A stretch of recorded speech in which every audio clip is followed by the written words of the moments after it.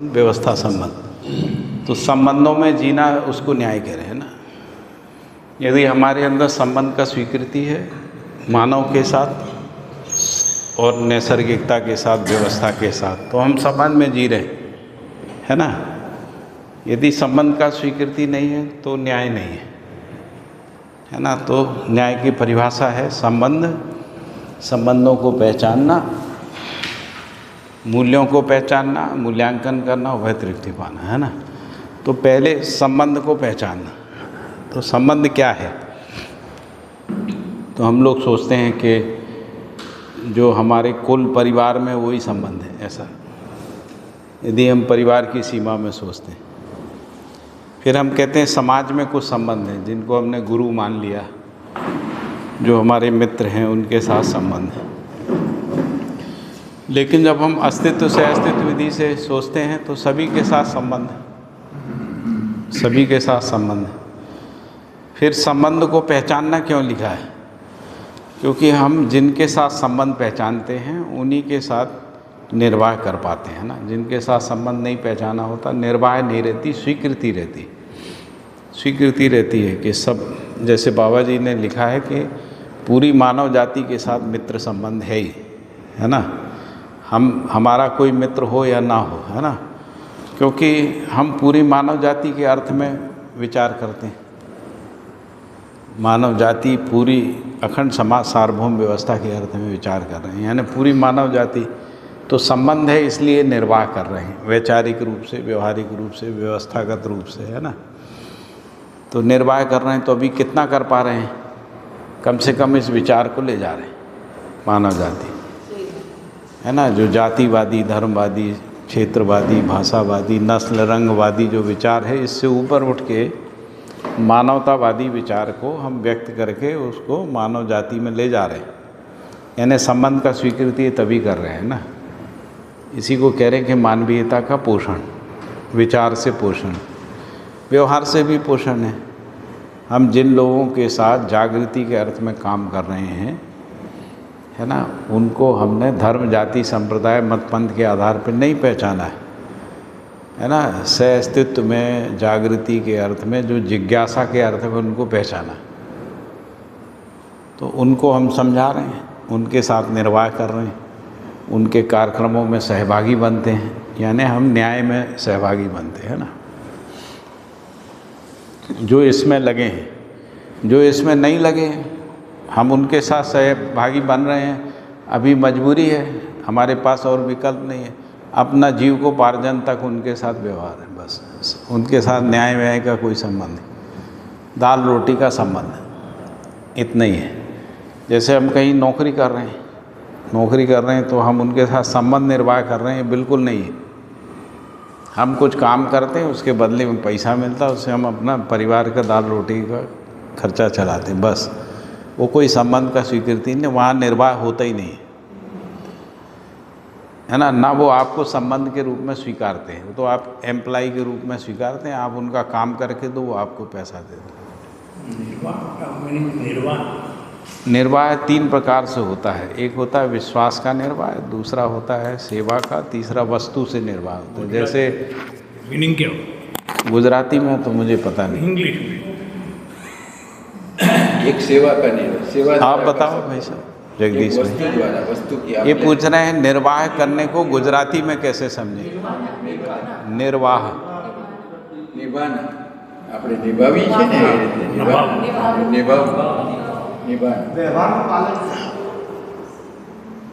અને એક વિશ્વાસ છે, निभाना, हाँ? निभाना। एक निभाना, निभाना बोल। तो 3 प्रकार के आपने बोले। जैसे हम शादी विवाह में, जन्म उत्सव में जाते हैं, कुछ वस्तु भेंट करते हैं ना, पैसे भेंट करते हैं, हाँ, वो दे दे। तो वो वस्तु का निर्वाह है। कोई बीमार हो जाता है तो उसकी सेवा करते हैं, सेवा, वो सेवा का निर्वाह है ना। आपस में एक दूसरे के साथ विश्वास, सम्मान, प्रेम, स्नेह रखते हैं, ये मूल्यों का निर्वाह है ना। भाव का निर्वाह। अब इसमें देखिए, जैसे मान लीजिए कि 2 चोरी करने वाले एक दूसरे पे विश्वास रखते हैं, ये विश्वास नहीं है, ये नहीं, वो गलत है ना, वो तो कार्य सही है ही नहीं, ये इसको थोड़े विश्वास कहीं। गलत उसको हम लोग हिंदी में कहते हैं सांठगांठ, तो सांठगांठ। टेम्पर। और आज की मैनेजमेंट की भाषा में कहते हैं win win, win win. Win win. तेरा भी फायदा मेरा भी फायदा, है ना। तू भी शोषण कर हम भी शोषण करें, तू भी लूट मैं भी लूट, है ना। तो दोनों लूटे। हम इसको विश्वास नहीं कहते, ये विश्वास नहीं। चोर चोर मौसेरे भाई। चोर चोर भाई भाई। तो विश्वास का मतलब है कि मैं भी जागृत होना चाहता हूँ, आप भी जागृत। आप विश्वास से जीना चाहते मैं भी, आप सम्मान से जीना चाहते मैं भी जीना चाहता, आप मानवीयता का पोषण कर रहे हैं मैं भी कर रहा हूँ। इस रूप में विश्वास, यानी सह अस्तित्व में विश्वास, मानवीयता में विश्वास, है ना, व्यवस्था में विश्वास, संबंधों में विश्वास। तो संबंधों का मतलब है, यहाँ लिखा है पूर्णता के अर्थ में अनुबंध। पूर्णता के अर्थ में अनुबंध। पूर्णता क्या है? अस्तित्व से अस्तित्व रूप में परम संबंध है ना, यही पूर्णता है। अस्तित्व सह अस्तित्व रूप में परम संबंध है ना, यही संबंध की पूर्णता है। ठीक है।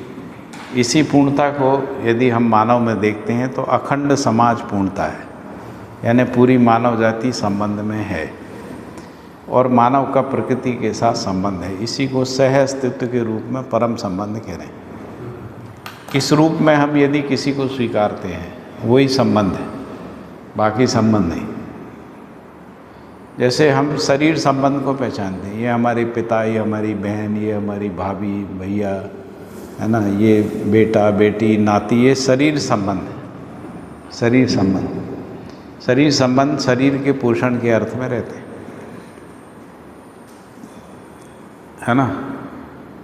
शरीर संबंध एक सीमा के बाद नहीं होते। कितनी दूर तक होंगे?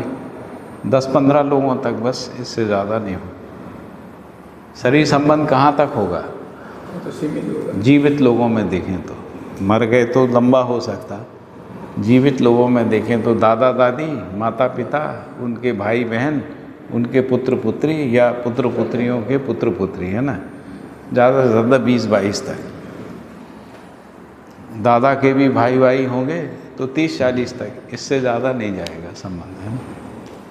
फिर समाज संबंध होगा तो समाज में जिनके साथ संबंध है, गुरु के साथ होता है या मित्र के साथ होता है। तो मित्र कौन है? जिसके साथ विकास जागृति के लिए काम करते हैं, वही मित्र होता है।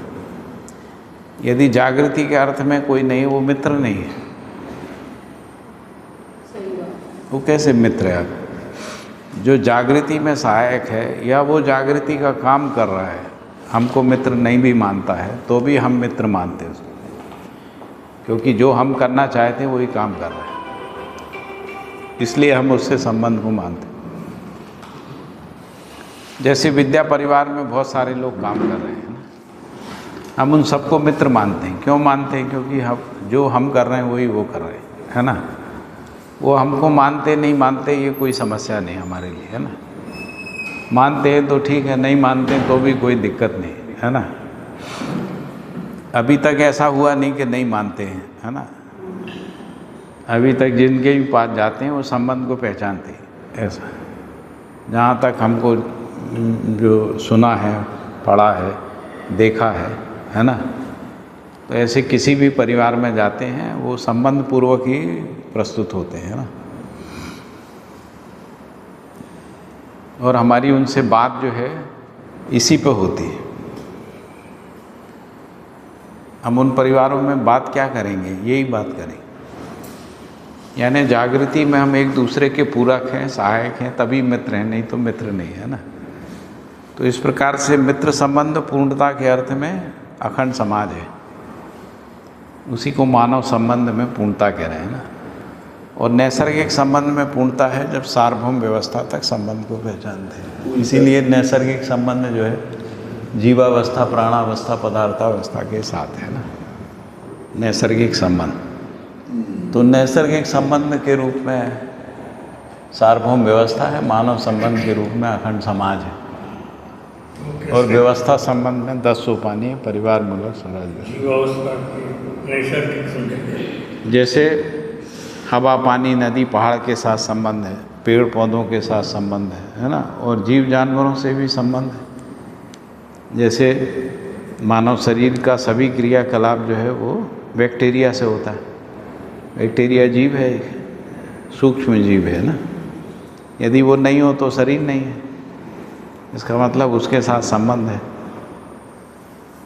अब इसके बाद बाकी गाय के साथ संबंध है ना, तो गाय से हमको दूध मिलता है, ये सब मिलता है ना, इसलिए संबंध है।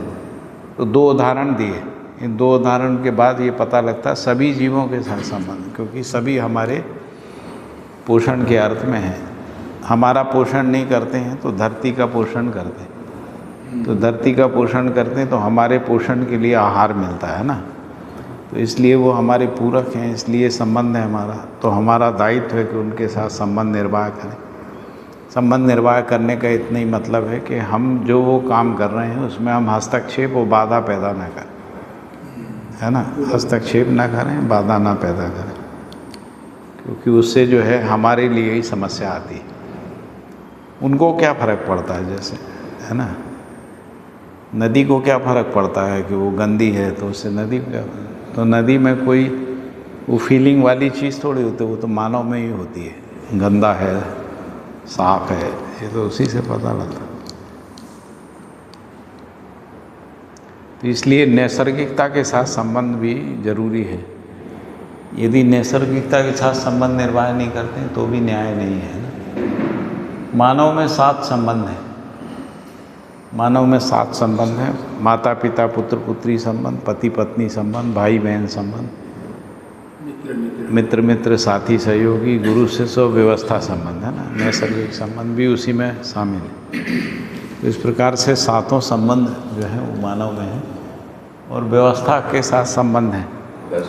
बस व्यवस्था के साथ संबंध है, यानी परिवार से संबंध है, परिवारों का परिवारों के साथ संबंध है, परिवारों का ग्राम के साथ, मोहल्ले के साथ संबंध है ना। मोहल्ले का मोहल्ला समूहों से संबंध है, क्षेत्र से है, मंडल से है, ऐसे करके विश्व परिवार तक हम सब संबंध में ही हैं।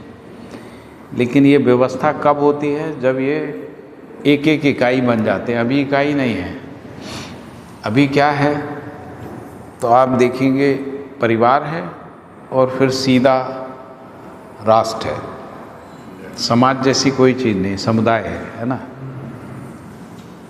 तो समुदाय के साथ कोई जीता नहीं है। जैसे मंदिर जाते हैं बस इतने ही करते हैं ना, और कोई कोई समुदायों में अपने गुरु तक जाते हैं, इससे ज़्यादा समुदाय के साथ कुछ होता नहीं। तो जो समुदाय के साथ जीने का मतलब व्यवस्था के साथ जीना, समुदाय के साथ ही, यानी शिक्षा में स्कूल जाते हैं बच्चे, अस्पताल जाते हैं, है ना, ये सब, इस सबको कह रहे हैं समग्र व्यवस्था। तो समग्र व्यवस्था के साथ संबंध है। तो समग्र व्यवस्था में दोष होता है तो वो दोष हम तक आता, परिवार तक, बच्चों तक आता, मानसिकता में आता, व्यवहार में और आचरण में आ जाता है ना। तो अभी जो समस्याएं आती हैं, जैसे हम कह रहे हैं कि बच्चों का मनोवृत्ति बदल गई, तो माता पिता सोचते वो दोषी हैं, है ना, या हम सोचते हैं बच्चे खराब हैं, या कहते हैं अच्छा स्कूल नहीं मिला, ऐसा कहते हैं। वस्तुतः जो विचार समाज में स्वीकृत रहता है उससे मानसिकता बनती है। जैसे बाजार में, समाज में यदि भौतिकतावादी विचार है तो भौतिकतावादी मानसिकता बच्चे में बन जाती है। हम बचा नहीं सकते, हम कितना भी बचाएं। किसी भी स्कूल में भेज दीजिए, किसी भी यूनिवर्सिटी में भेज दीजिए, थोड़े समय उनको जब तक उस एनवायरनमेंट में, उस एनवायरनमेंट के प्रभाव में रहते हैं, जैसे ही वहाँ से बाहर आते हैं, बाहर आके समाज में उसी एनवायरनमेंट में हो जाते हैं, है ना। जैसे मान लो आपने जग्गी वासुदेवा के स्कूल में भेज दिया अपने बच्चे को, है ना, जब तक वो बच्चा वहाँ पढ़ रहा है, उस एनवायरनमेंट का जो डिसिप्लिन है उसमें रहता है, वहाँ से बाहर आने के बाद घर में, समाज में जो व्यवस्था रहती है उसमें जीने लगता है, तो वो सस्टेन नहीं करता, है ना। सस्टेन कब करेगा, जब शिक्षा व्यवस्था ही ठीक हो जाएगी। शिक्षा व्यवस्था दूर हो जाएगी तो स्कूल स्कूल रहेंगे। जग्गी का स्कूल, रविशंकर का स्कूल, अम्बा का स्कूल ऐसा नहीं रहेगा। न मुसलमानों का स्कूल, जैनों का स्कूल, स्कूल रहेगा, है ना। शिक्षा होगी, मानवीय शिक्षा होगी। तो मानवीय शिक्षा होगी तो समाज भी मानवीय होगा। तो किसी भी स्कूल में पढ़े मानवीय व्यवस्था में रहेगा तो वो सस्टेन करेगा, नहीं तो सस्टेन नहीं करेगा। इसीलिए परिवार मूलक स्वराज व्यवस्था की आवश्यकता है। तो हम सोचें कि एक यूनिवर्सिटी, एक स्कूल तैयार कर दें, उससे कुछ होगा? वो नहीं होगा। शिक्षा की वस्तु भी ठीक करना, टीचर को भी ठीक करना, है ना। शिक्षा पढ़ाने की विधियों को भी ठीक करना, मानसिकता को ठीक करना, पढ़ाने के प्रयोजन को पहचानना, ठीक करना, ये सब ठीक करना होता है। नहीं तो मानसिकता वही बनती।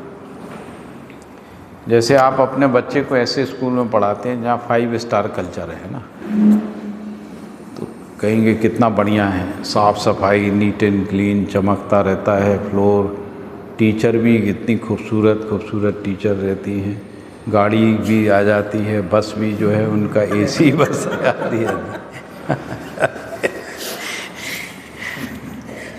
आपको पता नहीं होगा, हम तो मीडिया में थे, तो इंदौर में 2 स्कूलों पे रेड पड़ी है ना।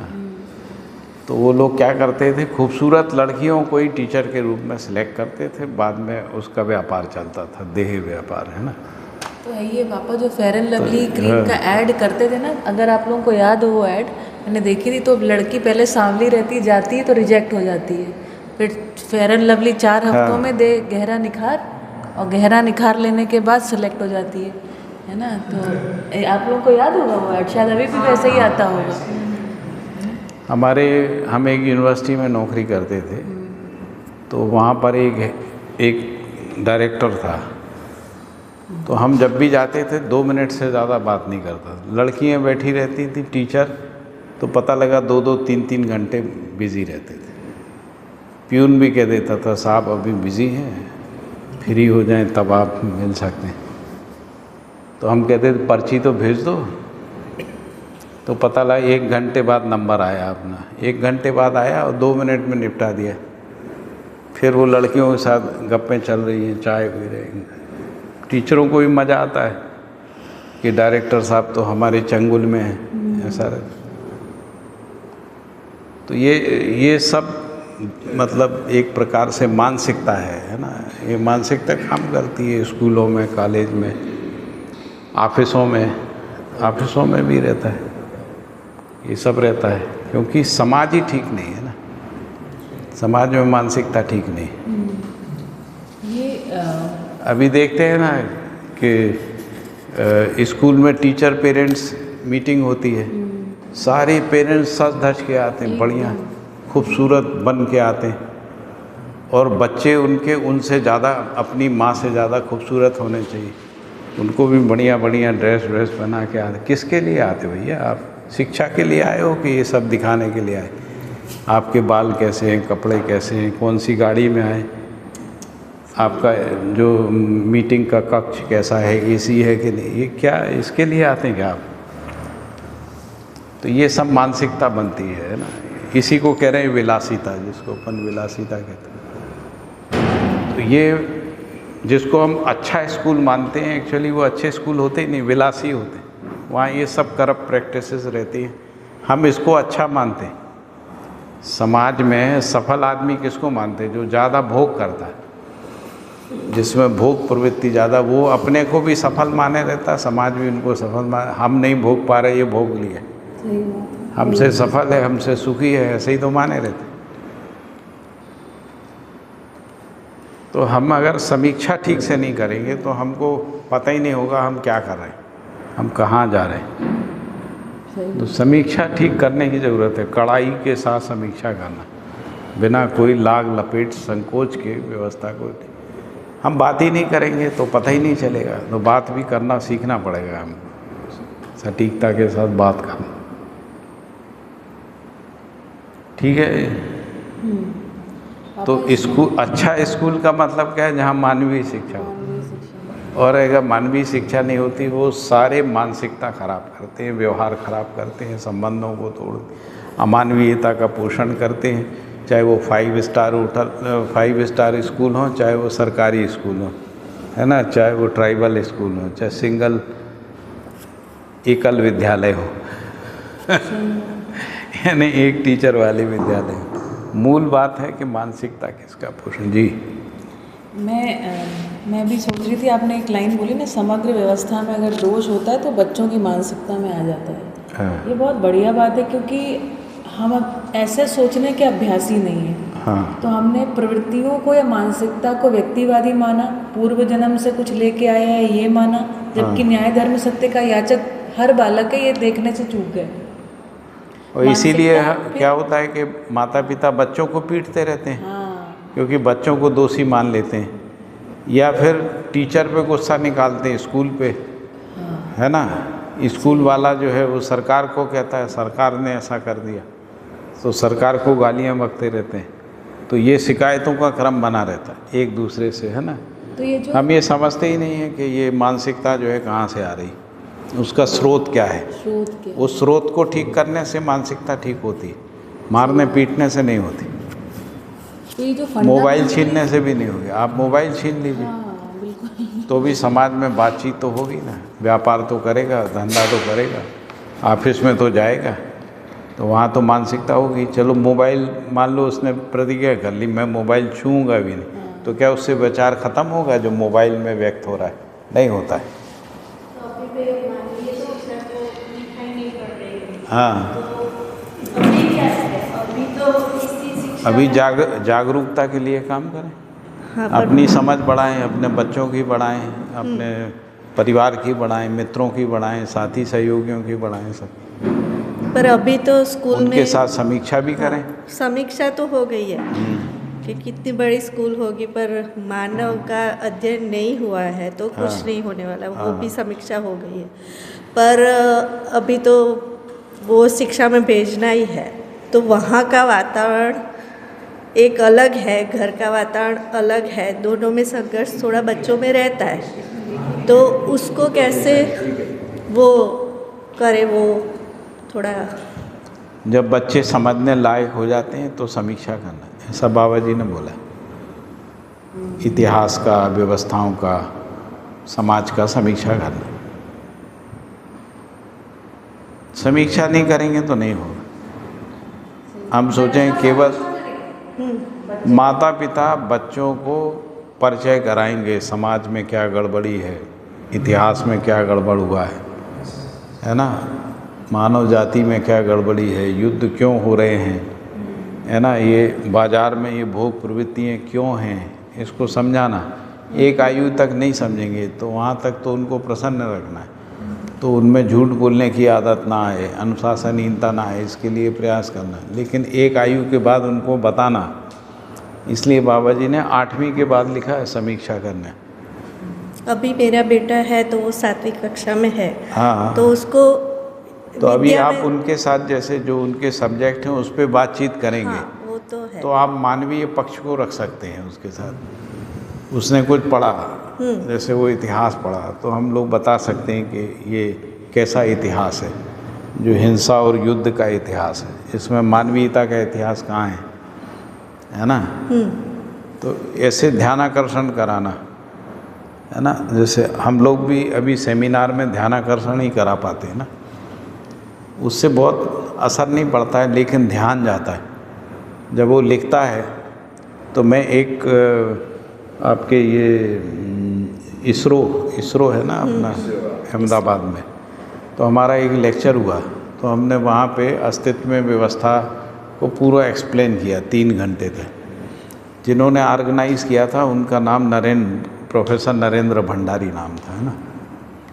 तो उन्होंने लेक्चर के बाद भी थोड़ी देर बात की। फिर अगली बार जब मेरा लेक्चर हुआ 3, 4, 5 महीने बाद, तो उन्होंने अपना एक रिसर्च पेपर बताया कि जो आपने कहा था मैंने उसी को बेस करके ये रिसर्च पेपर लिखा, और वो उनका इंटरनेशनल जर्नल में पब्लिश हुआ था पेपर।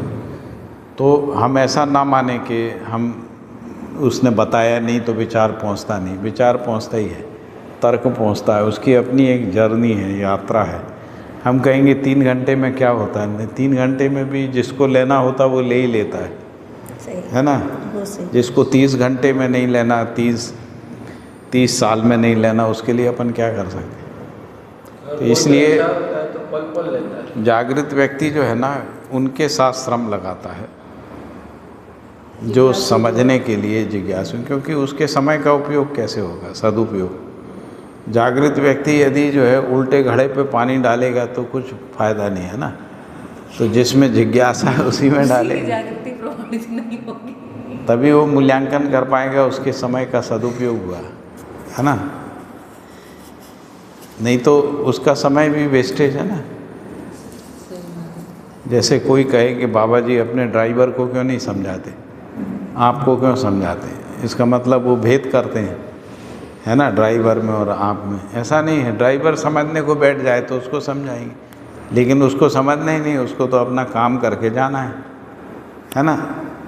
हम समझने के लिए आए, इसलिए हमारे साथ लगाते हैं। और हम अगर फालतू की बात करने लगे तो बाबा जी पूछने लगेंगे कि कब जा रहे हो क्या सोच के आए थे, सब पूछने लगते, है ना। ऐसा भी नहीं कि आपको खिलाने लगेंगी। सही बात। कई बार ऐसा भी हो जाता है कि कोई आपके परिवार में आता है और आपके परिवार में बच्चियाँ होती हैं, तो वो अपने सोचने लगता है बस मैं इनसे शादी करूँगा, ऐसा बच्चियों के साथ साथ फिर वो मैनिपुलेशन करने लगे। तो पता लगता तो भगाना पड़ता है। वो समझ तो रहा है, दर्शन भी समझ रहा है, मन भी लगा रहा है, ये भी कर रहा है, लेकिन अंदर में उसका कुछ गलत पल गया है ना। तो हमको पता लगता है तो उसको भगाना पड़ता है। नहीं भगता है तो धमकी भी देना पड़ती है, नहीं तो आप कोई दुर्घटना हो जाएगी, है ना। जैसे मान लो ड्राइवर गाड़ी चला रहा है और कुछ गड़बड़ कर रहा है तो उसको बोलते हैं ना जोर से, भैया ध्यान से चलाओ, धीमी करो, ज़्यादा तेज मत चलाओ। तो वैसे ही कोई गड़बड़ करता है, अमानवीयता काम करता है, तो आपको रोकना पड़ेगा। ऐसा नहीं है कि हम जागृत व्यक्ति हम कैसे बोलेंगे तो रोकना और पड़ता है। अच्छे से बता सकता है वो। और अच्छे से पूछ सकता है तुम्हारे दिमाग में क्या चल रहा है। सही बात है, समाधान कई बार कर देते हैं हम लोग ऐसे ही बातचीत। बाबा जी कई बार पूछ लेते थे तुम्हारे दिमाग में क्या चल रहा है, दवा क्यों तुम ऐसा सोचते हो। अभी साहब के पास बोल रहा था तो उसने प्रैक्टिकल बताया, ऐसे ऐसे हाथ में दवा भी मिलता है, प्रैक्टिकल भी मिलता है, दवाई भी मिलता है और इंजेक्शन भी मिलता है। सर ये पूछना था, पूर्णता के अर्थ में अनुबंध वो क्या है? पूर्णता का मतलब है अस्तित्व सह अस्तित्व, तो सह अस्तित्व के साथ नित्य अनुबंधित रहना। मतलब उसी मानसिकता में रहना, उसी विचार में, उसी व्यवहार में, उसी के लिए कार्य करना। जो हमारे स्वामी जी थे ना, हाँ तो परम संबंध योग में जिसको दृष्टि मिल गई हाँ, वो सक्सेस हो गया। वो ये परम संबंध क्या है, अस्तित्व सह अस्तित्व है, यही परम संबंध। बार बार बोलते थे। हाँ। जो हम पहले नए नए होते थे तो, और जो सन्यासी होते थे तो जड़ में भी हमको दिखाई देता है, तो ऐसे भाव बताते थे और समझाते। ये स्वामी जी भी कोई जड़ वस्तु आए ना तो उसको भी ऐसे करते हैं। तो अब पता चला जो संबंध है अस्तित्व का वो पूर्ण के साथ ही है। जो जीना आ गया उसको अलौकिक पढ़ो और मोटाई पढ़ो दिखता ही है नॉन स्टॉप, और ठंडाई ठंडक रहती है, ये प्रमाण है। तो वो जो ऐसे करते थे वो कृतज्ञता है, मतलब कृतज्ञता मतलब है। ग्रेटिट्यूड। और मैंने पूछा था नदी के प्रति, पहाड़ के प्रति, पेड़ पौधों, जीवों के प्रति कृतज्ञता को व्यक्त करता है मानव, है ना। हाँ वो भी बात है। पर बाबा जी कह रहे हैं कृतज्ञता का मतलब है कि वो उसमें हस्तक्षेप नहीं करना। हस्तक्षेप मान लो आप क्या बोला? हस्तक्षेप नहीं अच्छा, करना, हस्तक्षेप नहीं करना। हाँ क्योंकि आप मान लो नदी के पैर पड़ते हो, उसी में गंदगी करते हो, है ना, तो पैर पड़ने का कोई मतलब नहीं है ना। वो समझदारी के साथ जो करता है वो ब्रह्मिक मानस ऐसा करता है, पर अनुभव मूलक जो जागृत तो पुरुष वो है यही कहेगा कि नदी को साफ रखो, मंदिर को साफ रखो, जगह को ठीक वो रखो, सस्ता ही हमारा पवित्रता ही। जीवों की हत्या मत करो, पेड़ों को मत काटो, फूलों को मत तोड़ो, यही बोलेगा। जो पवित्रता की बात आती है, पवित्रता स्वच्छता की बात आती मतलब है, जो प्रकृति की शुचिता पवित्रता है उसको बनाए रखो। वही संबंध है। हाँ वही संबंध है। जैसे अभी हम परिवार में बात कर रहे हैं, परिवार की शुचिता पवित्रता को बनाए रख, है ना। वो बहुत बड़े तो बढ़िया संबंध चीज़। का स्वीकृति रहती है तो हम करते, संबंध नहीं है तो हम कहते जो करना बच्चे को करे, हम क्या करें। संबंध का स्वीकृति रहती है तो सुधारने का, डांटने का, समझाने का, जो भी करना वो सब करना ही पड़ता है ना। नहीं करेंगे तो संबंध का क्या मतलब है। और वो आनंद से करेगा। आनंद से करेगा, हाँ, आनंद से डांटना।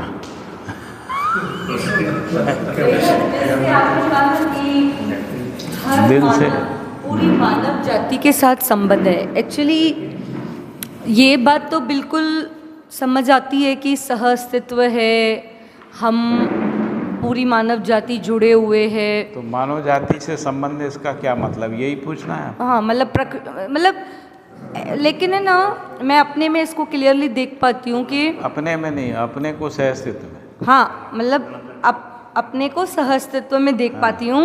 अपने में सह अस्तित्व नहीं देखना, सह अस्तित्व सह अस्तित्व में अपने को देख पाती हूँ कि शब्द रूप में ये चीज़ ठीक है, मतलब लेकिन है ना, मेरे में ये कमी दिखती है कि हर मानव के साथ वो संबंध की स्वीकृति महसूस नहीं होती है। होती नहीं हो तो पहचाने नहीं तब तक नहीं होती। संबंध तो का पहचानना हो तो, कैसे वो स्वीकृति हो। जैसे मान लो मैं एक अच्छा काम करता हूँ, है ना, आप अच्छा काम करती हो, आप अच्छा काम करना चाहती हो, हम भी अच्छा काम कर, ये संबंध का पहचान है। नहीं जैसे अब अभी कोई गलत काम करता है, आपको सबके साथ संबंध है तो इसके भी साथ संबंध है, वो नहीं है। मूल्यों के पहचान के साथ ही संबंध का पहचान होता है। तो फिर ये तो वो पार्शलिटी हो जाएगी ना कि भाई जिसके अंदर मूल्य, पार्शियलिटी हो जाएगी, जिसके अंदर मूल्य है उसके साथ यदि संबंध मान है, लीजिए जिसके आप अंदर मूल्य नहीं है गलत संबंध आदमी- नहीं है। गलत आदमी के साथ संबंध निर्वाह करेंगे, क्या करेंगे।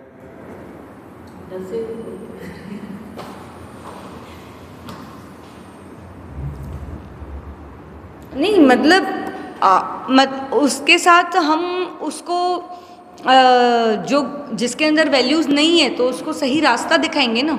हाँ, यानी आप अच्छा काम करेंगे ना, हाँ निर्वाह तो नहीं करेंगे। नहीं आप तो अच्छे काम का निर्वाह करेंगे, लेकिन हाँ। उसकी गलत के साथ थोड़ी रहेंगे। नहीं बस तो वही तो, उसमें कोई दिक्कत नहीं। जब वो सही हो जाएगा तभी संबंध होगा, नहीं तो संबंध नहीं। तब तक आप संबंध को पहचानने के लिए चेष्टा कर रहे हैं, प्रयास कर रहे हैं, शिक्षित कर रहे हैं, समझा रहे हैं। यदि वो ठीक हो जाता है तभी तो संबंध पहचानेंगे।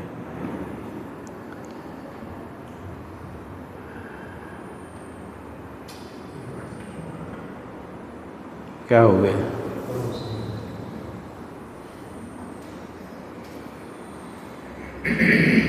मत क्लियर नहीं हुआ। यदि वो ठीक नहीं होना चाहता है तो क्या संबंध पहचाने, कौन सा संबंध उससे पहचाने। यदि कोई गलत ही काम करता रहता है, आपके समझाने के बाद भी गलत करता रहता, तो आपने उससे कौन सा संबंध पहचाना। माता पिता, भाई बहन, पति पत्नी, मित्र साथी, सहयोगी, गुरु शिष्य, क्या संबंध है। जैसे मान लीजिए कोई शिष्य गुरु से कुछ समझता ही नहीं है, तो क्या संबंध को पहचाना है, नहीं पहचाना। ये फाउंडेशन है। हाँ, उस संबंध को क्या बोले, सहायक। जब संबंध पहचानते हैं तभी निर्वाह होता है। जैसे मान लो कोई शिष्य अपने गुरु से संबंध पहचानता है, तभी तो गुरु निर्वाह करेगा, नहीं तो गुरु कैसे निर्वाह करेगा। बार बार निर्वाह करेगा। शिष्य कैसे निर्वाह करेगा, नहीं करेगा ना। संबंध निर्वाह तो परस्परता में निर्वाह होता ना। तो आप कहेंगे तो फिर गुरु कुछ ही नहीं करेगा, नहीं, गुरु तो अनुसंधान करेगा सर्व मानव के लिए, वो करता रहेगा, निर्वाह नहीं करेगा। निर्वाह कब होगा, जब किसी संबंध पहचाने। कोई जिज्ञासु पूछेगा बाबा जी ये क्या लिखा है, तब वो बताएगा। कि रास्ते चलते किसी को पकड़ के समझाने लगे तो इसको अच्छा लगेगा जो आप पूछेगा तो गुरु जी को अच्छा लगेगा, मन को नागराज जी। तो मतलब सभी मानव के साथ संबंध शब्द रूप में है नहीं कि नहीं है? शब्द रूप में नहीं, होने के रूप। संबंध तो है ही, रहने के रूप में नहीं हो रहा है। रहना तभी होगा जब पहचान होगा, पहचान नहीं होगा तो आप तो हैं ही। तो पहचान संबंध का होना एक भाग है। संबंध का होना मतलब क्या? जैसे मान लीजिए कोई कहता है मेरा कोई नहीं है, ऐसा मान लेता है, लेकिन होने के अर्थ में ऐसा होता है कि उसका कोई नहीं? नहीं होता है, होता ही है। उसको कहीं से शिक्षा, खाना पीना, पानी, बिजली, सड़क, ये सब किसी ने बनाई है ना उसके लिए, तो संबंध है तभी तो बनाई है। तो होने के अर्थ में, रहने के अर्थ में वो पहचान नहीं पा रहा है। क्या नहीं पहचान पा रहा है कि परिवार से भी संबंध है, समाज से भी है, राष्ट्र से भी, अंतर्राष्ट्र से, सबके साथ, प्रकृति से भी संबंध है। इसको पहचान नहीं पा रहा है, इसलिए निर्वाह नहीं कर रहा है।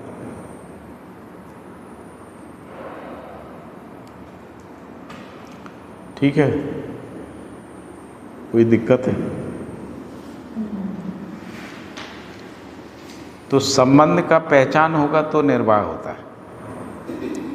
अब कोई कहे कि संबंध तो होता ही नहीं है, तो हर परिवार का 10-20 परिवारों से संबंध रहता ही है, और कम से कम 100 परिवारों से संपर्क रहता ही है, 100-150 परिवारों से संपर्क रहता ही है।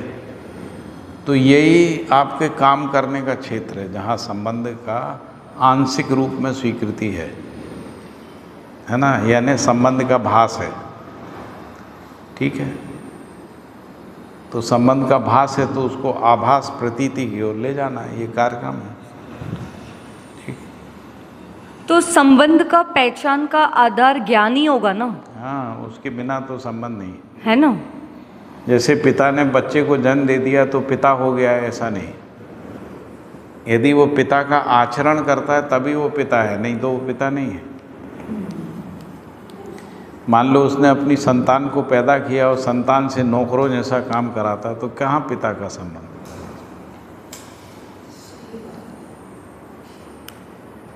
नहीं होते हैं ऐसे, मैंने तो देखे ऐसे लोग। नहीं तो मारते हैं, नहीं करते तो उसको संबंध बोला ही नहीं जाए। हाँ, उसको संबंध नहीं बोले। भाई किसी समुदाय में ऐसा होता है ना, बच्चे ज़्यादा पैदा ही इसीलिए करते हैं कि ज़्यादा काम करेंगे, है ना, ज़्यादा गैरेजों में जाकर काम करेंगे, नट बोल्ट खोलेंगे, करेंगे, वो करेंगे, ताकि हमारा आमदनी बढ़ेगा। हम लोग पैदा इसलिए नहीं करते हैं कि लायबिलिटी बढ़ जाएगा, वो पैदा इसलिए करते हैं कि उनका आमदनी बढ़ जाएगा।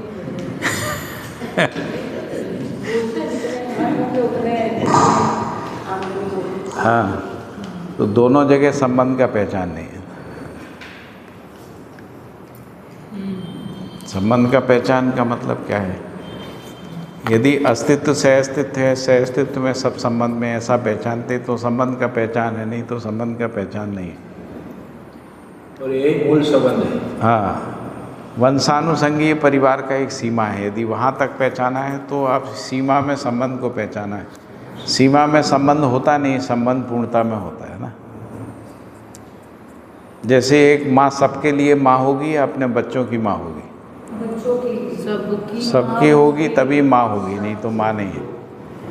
जैसे आप अपने बच्चों से ममता रखते हैं, दूसरे बच्चों से क्या रखते हैं, तो फिर सबकी माँ हुई ना,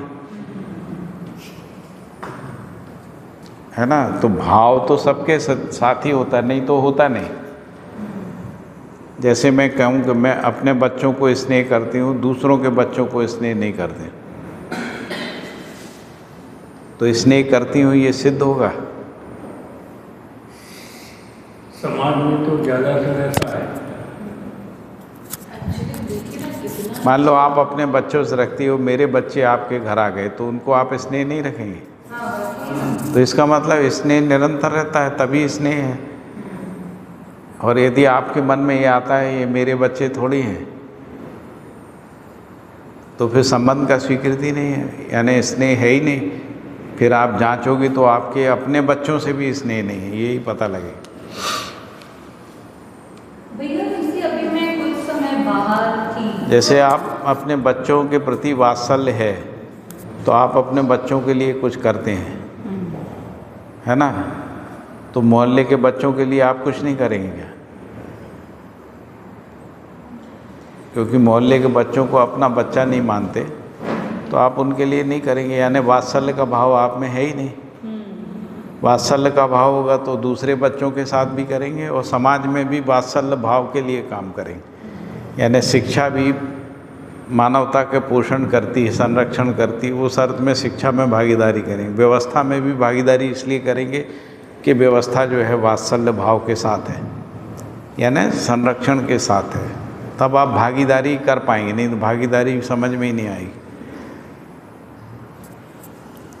जैसे भैया अभी मैं कुछ महीने केरला में थी तो है ना मतलब वहाँ ऐसे जो मतलब इतने सालों से विद्या परिवार के साथ जुड़ के एक परिवार का जो भाव, इतना खुशियाँ, इतना सुख, या कुछ भी होता है तो हम संपर्क करते हैं, बातचीत करते हैं, तो वहाँ पे मतलब है ना वो सारी कमी महसूस होती थी। और उसके कारण चाहे परिवार हो या विद्या परिवार का हो जो भी, तो कहीं ना कहीं बहुत गहरे में मतलब भले हम काम करके आ रहे हैं, सीख के आ रहे हैं जिसके लिए गए हैं, लेकिन फिर है ना 9-10 घंटे काम करने के बाद भी व्हेन आई सिट तो वो अकेलापन क्यों लगता है, या लाइक यू नो संबंध का पहचान नहीं हुआ। दूसरा वो खालीपन क्यों लगता है खुद में, क्योंकि आप में संबंधों में जीने का निरंतरता नहीं आई, इसलिए आपने संबंधों में मूल्यों को अपने पराये में पहचाना। अपनों के साथ मूल्य, दूसरों के साथ मूल्य नहीं। इसलिए अपनों जिससे संबंध पहचाना उसको अपना मानना, जिससे संबंध नहीं पहचाना वो पराये है, ऐसा मानना। ऐसा मान के हम कहीं भी रहते हैं तो अकेले ही रहते हैं सर। कुछ दिनों के बाद ये भी भ्रम दूर हो जाता है कि जिनको हम संबंधी माने थे वो संबंधी। कुछ सालों बाद आपको लगेगा कि विद्या परिवार में भी अकेले हैं आप, ऐसा। तो इसका क्योंकि अभी आप नए नए आए हैं तो लोग नए नए लोगों से मिलते हैं, कुछ दिनों के बाद पुराने हो जाते हैं तो फिर उनसे बात नहीं करते, फिर आपको लगेगा हम अकेले हो गए, हमने तो इनके साथ इतना किया, ये तो हमको बात ही नहीं कर रहे, देख ही नहीं रहे, बुला ही नहीं रहे, हमको पूछ ही नहीं रहे, है ना? तो आपको अकेलापन लगेगा। तो यदि मानवता के अर्थ में संबंध पहचाना है तो कभी अकेले नहीं रहेंगे। यदि मूल्यों को निरंतरता के अर्थ में पहचाना है तो कभी भी मूल्यहीनता के कारण से आप में अकेलापन नहीं आएगा, क्योंकि मूल्यों में रहना निरंतर होता है ना। तो मैं वही समझना चाहती हूँ कि मैं कहीं पे भी रहूँ तो वो सबके साथ वो अपनापन कैसे लगे, या वो संबंध का जब संबंध निर्वाह होगा तभी लगेगा, संबंध निर्वाह नहीं होगा थोड़ी लगेगा। भीड़ में थोड़ी अपनापन लगता है, जब हम भीड़ में किसी संबंधी को पहचानते तब लगता है अपनापन। तो संबंध को पहचानने के बाद निर्वाह होता है ना, संबंध को पहचाने बिना निर्वाह नहीं होता है। होने के अर्थ में रहता है, होने के अर्थ में भीड़ से भी संबंध है ना, होने के अर्थ में बाजार से भी संबंध है, होने के अर्थ में शिक्षा संस्थाओं से भी संबंध है, होने के अर्थ में, क्योंकि हमारे पास शिक्षा आई है ना कहीं से, बाजार से भी कुछ आया है, तो संबंध रहता। रहने के अर्थ में निर्वाह हो, संबंध के पहचानने के बाद ही हम निर्वाह कर पाते हैं, जिसको रहना कह रहे हैं ना। अब उस संबंध स्वीकृति के साथ हम रहें, तो जैसे मान लो बाजार में आपका संबंध है तो आप क्या करेंगे, बाजार को ठीक करेंगे। आप अपने संबंध में क्या करते हैं, अपने को ठीक करते हैं, संबंधी को ठीक करते हैं। तो यदि बाज़ार में गड़बड़ी है तो बाज़ार को ठीक करेंगे, बाज़ार से संबंध का मतलब है। शिक्षा में गड़बड़ी है तो शिक्षा को ठीक करते हैं, तो शिक्षा से संबंध है, ये प्रमाणित होता है। ठीक है ना? ऐसा करते हैं तो पूर्णता के अर्थ में विचार आता है, नहीं तो सीमा के अर्थ में आता है कि जो स्कूल हमको पहचानता है उसके साथ काम करेंगे। ऐसा तो नौकरी के अर्थ में काम करते हैं, संबंध नौकरी संबंध नहीं। तो आप ऐसा कह रहे हैं कि अपने भीतर वो मूल्यों की निरंतरता आ जाए, विश्वास और आएगी? स्नेह की निरंतरता आ जाए और मैं वैसा सबके वो साथ जीऊं। कैसे आएगी? जब हम व्यक्तिवाद से, परिवारवाद से, समुदायवाद से मुक्त होकर मानव जाति, मानव के अर्थ में हम अपनी चेतना का विकास करेंगे। अभी हमारी चेतना जो है या तो समुदाय तक है ना, वो जातिगत समुदाय हो सकते हैं, वो और प्रकार के, कई प्रकार के समुदाय हो सकते हैं ना, या फिर परिवार की सीमा तक समुदाय हो सकता है ना, परिवारवाद जिसको कह रहे हैं ना, परिवार तक ही हम सोचते हैं, वहीं तक देखते हैं, या व्यक्ति के अर्थ में देखते हैं। तो ज़्यादातर लोग व्यक्ति के अर्थ में देखते हैं, अपने परिवार को भी व्यक्ति के अर्थ में देखते हैं। हम परिवार में हैं ऐसा ना देख के मेरा परिवार है ऐसा देखते हैं। तो परिवार में हमको क्या करना है इसको देखने की बजाय हमको परिवार में क्या करना है ऐसा देखते। यानी आप व्यक्ति के रूप में देखते हैं, आपको परिवार में कुछ करना है। तो जब आप परिवार से ओतप्रोत रहते हैं तो परिवार को क्या करना है उसमें भागीदारी करते हैं। ये अंतर है, मतलब जिसको अपन शिफ्टिंग कह रहे हैं। तो वैसे ही हम समाज को देखते हैं, क्योंकि समाज में भागीदारी करना है इसलिए देखते हैं। तो समाज को समझ के समाज में भागीदारी होती है, मेरे अनुसार समाज नहीं चलता है। तो हम समाज को ठीक करना लक्ष्य नहीं है, समाज को समझ के समाज के साथ संबंध निर्वाह करना, यानी भागीदारी निर्वाह करना, उसका नाम है ना समझदारी जिसको कह रहे हैं ना। तो फिर अकेलापन नहीं रहता है, सबके साथ संबंध का स्वीकृति रहता, भाव एक ही रहता है। ठीक है, तो जागृत संबंध कोई, जागृति को ही संबंध के रूप में पहचानते। मानव किसके साथ संबंध स्थापित करना चाहता? जागृति के साथ। अजागृति से थोड़ी संबंध, उससे तो छुटकारा चाहता है ना। अजागृति से, अन्याय से, शोषण से, अपराध से, हिंसा से, आसक्तियों से छुटकारा चाहे। क्योंकि जब इससे छुटकारा हो जाए या जागृति को पहचान लें तो इनसे छुटकारा हो जाता है, या ये छूट जाए तो हम जागृति में आ जाते हैं, है ना। ऐसा है। तो हम ऐसा नहीं कह सकते ना कि संबंध को स्वीकारने का मतलब है सबसे स्वीकारना, जो आसक्त हैं, अपराधी हैं, क्रिमिनल हैं, है ना, जो संकीर्ण मनोवृत्ति के हैं, स्वार्थी हैं, उन सब के साथ हमारा संबंध है तो हमको सबके साथ निर्वाह है, ऐसा तो नहीं बोलेंगे। तो जागृति के साथ संबंध को पहचानते। जागृति क्या है? सहअस्तित्व है। सहअस्तित्व के अर्थ में जो भी है उसके साथ हम अपना संबंध का निर्वाह करते हैं। यदि वो सहअस्तित्व विरोधी है तो हम कहते हैं कि भाई ये ठीक नहीं है, हमको ये स्वीकार नहीं। शिष्टता पूर्वक कहते हैं। असहमतियों को व्यक्त करना ही शील संकोच है ना, शील संकोच। तो शील संकोच पूर्वक असहमतियों को, जो संबंध नहीं है उनसे असहमतियों को व्यक्त करना है। सही है। ठीक है। तो होने के अर्थ में तो हम सब संबंध में ही रहते हैं। इसलिए जो वृत्ति में विचार को फैला के देखते हैं तब ये इतना दिखता है न्याय के रूप में।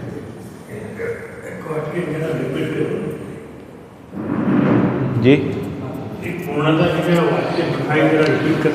मैंने कहा कि जब हम न्याय को, है ना, विचार में देखते हैं तो व्यक्ति, परिवार, समाज, राष्ट्र, अंतर्राष्ट्र, शिक्षा में न्याय, उत्पादन में न्याय, विनिमय में न्याय, इस सब में न्याय को देखते हैं, प्रकृति के साथ न्याय, है ना, तभी वो न्याय है। नहीं तो न्याय नहीं। न्याय सिलेक्टिव चीज़ नहीं है, इनके साथ न्याय, इनके साथ न्याय नहीं, उनके साथ न्याय, है ना, इनके साथ न्याय। ऐसा न्याय होगा तो सबके साथ होगा, नहीं तो नहीं होगा, है ना।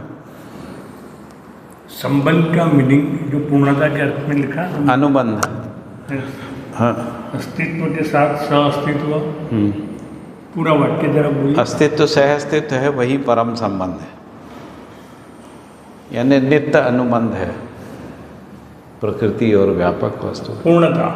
पूर्णता, क्योंकि पूर्णता में डूबे भी के गिरे हैं ना। व्यापक वस्तु पूर्ण है तो हम उसी में गर्भित हैं, इसलिए हमारे अंदर पूर्णता की जिज्ञासा है ना। हर मानव में पूरा समझने की जिज्ञासा होती है ना जन्म से ही, हाँ कि आधा समझने की रहती ये है। पूरा क्यों रहती है? क्योंकि वो पूर्णता में गर्भित है, इसलिए पूर्णता के साथ नित्य संबंध है, ऐसा है। प्रमाण स्वयं ही है। नहीं वही पूरा डेफिनेशन ही लिखा जाता है। हाँ इस लिखा है ना, पूर्णता के अर्थ में अनुबंध, अनुबंध पहला जी। फर्स्ट अब इसके बाद लिखिए हैं? अनुबंध, हाँ अनुबंध, हाँ उसकी बात थी, अनुबंध उसका डेफिनेशन पूर्णता के रूप में। तो ये बताया ना कि हर पूर्ण बना ही रहता है। परमाणु अपने में पूर्ण है, अणु अपने में पूर्ण है, रसायन अपने में, प्राण कोशा अपने में, सब पूर्ण ही होते हैं। मानव भी अपने में पूर्ण है ना, जीव भी अपने में पूर्ण रहते हैं। तो पूर्णता जो है वो अस्तित्वगत है, इसलिए पूर्णता की स्वीकृति बनी रहती है। तो मानव में पूर्णता क्या है? समाधान है ना। मानव समाज में पूर्णता क्या है? अखंड समाज है ना। मानव का इस पृथ्वी के साथ पूर्णता क्या है? तो अखंड समाज, सार्वभौम व्यवस्था है। इससे कम में तृप्ति नहीं है ना। मानव को समुदाय चेतना में तृप्ति है क्या? व्यक्तिवादी चेतना में तृप्ति है? यदि तृप्ति होती तो परिवार क्यों बनते, समुदाय क्यों बनते, समुदाय से राष्ट्र क्यों बनता, राष्ट्र से अंतर्राष्ट्रीय मैत्रीय क्यों होती? क्योंकि मानव को पूर्णता से कम में तृप्ति नहीं है ना। हम नहीं कर पाते, इसलिए हम सोचना बंद कर देते हैं, हमारे बस का नहीं, हम कितना करेंगे, हम समाज का ही नहीं कर पा रहे, थोड़ा बहुत समाज का कर लेते हैं। लेकिन जब भी अवसर होगा तो हम चाहेंगे कि हो जाए, है ना। मान लीजिए, कल्पना करिए कि आपको संयुक्त राष्ट्र संघ में कहा जाए कि आप अपना उद्बोधन दीजिए, है ना, मानव जाति को कैसा होना चाहिए, तो आप क्या बोलेंगे? ये तो नहीं कहेंगे अपने अपने परिवार को देखो, नहीं, अपने अपने देश को देखो, ऐसा बोलिए। सबको साथ में मिलके हाँ। खुशहाली से तो आप उस स्थिति में जाके अपने विचार को फैलाइए, है ना। मान लीजिए आप प्रधानमंत्री हैं और आपको, या राष्ट्रपति हैं और आपको राष्ट्र को संबोधन करना है, तो आप क्या बोलेंगे राष्ट्र के लिए? अपना अपना देखो, अपना अपना सुख देखो, ऐसा। पहले परिवार करो फिर समाज करो।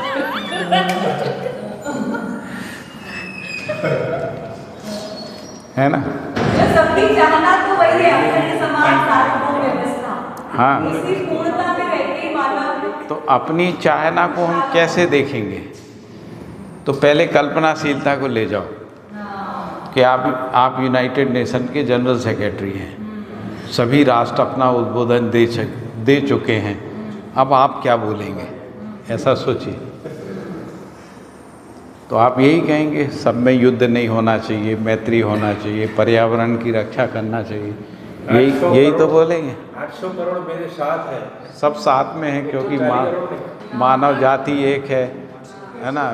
संयुक्त राष्ट्र संघ ने कहा, संयुक्त राष्ट्र संघ में ये कहा गया ना कि मानव नस्ल एक है, तो वहाँ तो नहीं कह सकते कि आप सब नस्ल अलग अलग हैं। वहाँ यही कहेंगे कि सब धर्मों को मिलजुल के करना चाहिए, क्योंकि धरती एक ही है। तो अपने स्थिति को देखो ना, आप उस स्थिति में हैं, तब आप राष्ट्र की स्थिति में, जब समाज के नेता हैं, है ना, तो आप क्या कहेंगे? पूरा भाव ही चेंज है। हाँ, अगर खाली तुमको एक जो आपने कहा ऐसा एड्रेस नोट भी देना हो यूएन में जाके, तो पूरा भाव ही चेंज हो जाएगा। और क्या, जैसे मान लीजिए कि पूरा अहमदाबाद एक जगह बैठ जाए, एक कल्पना करने में तो कोई तकलीफ नहीं है ना। 1 करोड़ लोग, हम लोग एक किसी बड़े मैदान में बैठे हैं और वहाँ पर हम सब अहमदाबाद के लोग कैसे रहें, इस पे अंजू को भाषण देना है, तो क्या बोलेगी? अपना अपना परिवार देखो, अपना अपना देखो, अपना सुख देखो, ऐसा बोले। सबको पूरे अहमदाबाद को खुशहाली से साथ में मिलके तो पूछेंगे कैसे रहना होगी चाहिए। खुशहाली, तो आप क्या बोलेंगे? 2 मिनट डर ही लेते हैं, बोलिए, बताइए। स्वाभाविक रूप से आप कहेंगे हमारी सड़कें ठीक हो, नाली ठीक हो, बिजली ठीक हो, पानी ठीक हो, सबको रोजगार मिले, सबका अच्छा रहे, कोई झगड़े ना हो, यही तो बोलेंगे, है ना। शिक्षा सभी पूरे अहमदाबाद के सबको सभी शिक्षा बच्चों मिले। को मानवीय शिक्षा मिले। ये हर तो नहीं बोलोगे आप हर परिवार जिनके पास पैसा है उनको पैसे वालों का स्कूल मिल जाए, जिनके पास पैसा नहीं है वो गरीबों के स्कूल में पढ़ लें, ऐसा नहीं, बोल ऐसा सकते? तो बिल्कुल नहीं बोल पाएंगे? नहीं बोल। तो आप यही कहेंगे सबको शिक्षा सुलभ। हाँ, तो वही बाबा जी कह रहे हैं सबको सुलभ। बाबा जी का हैसियत समझिए ना, वो पोजीशन में कहाँ से खड़े होके देख रहे हैं। उस जगह पे अपने को ले जाके विचार को दौड़ाइए, तब आपका विचार न्याय का ही विचार हो जाता है, धर्म का विचार। आप अपनी जगह से नहीं हिलना चाहते, व्यक्तिवाद से, परिवार से निकलना, इसलिए विचार समझ में नहीं आता, बस इतना ही है। बहुत बढ़िया, अपनी जगह को ऊपर ले जाइए, सबसे ऊपर, है ना, पूरी बिल्कुल मानव। बिल्कुल। हाँ। अभी क्लियर हुआ, एकदम क्लियर। वाह, शानदार।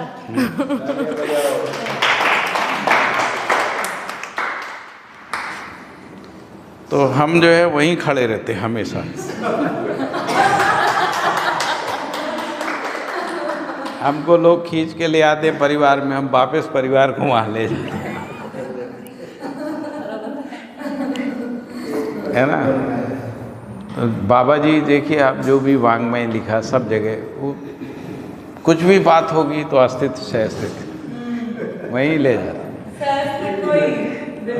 सहस्थिति प्रकटन प्रकाशन है, 4 अवस्थाओं में सहस्तित्व, 4 पदों में सहस्तित्व, मानव में सहस्तित्व, मानव प्रकृति में सहस्तित्व, मानव संबंधों में, सब जगह सहस्तित्व, क्योंकि वो वहाँ बैठ के इसके अलावा कुछ सोच ही नहीं सकते। अब जब उस मानसिकता में आ जाते हैं ना कि मानव जाति एक है, मानव धर्म एक है, सब समान है ना, सब जागृत होना चाहते हैं, सब सुखी होना चाहते हैं, तो आप कैसा सोचेंगे? ऐसा सोचेंगे तो आपका विचार परिमार्जित हो जाएगा, प्रवृत्ति का परिमार्जन हो जाएगा, आप सटीकता से विचार कर पाएंगे।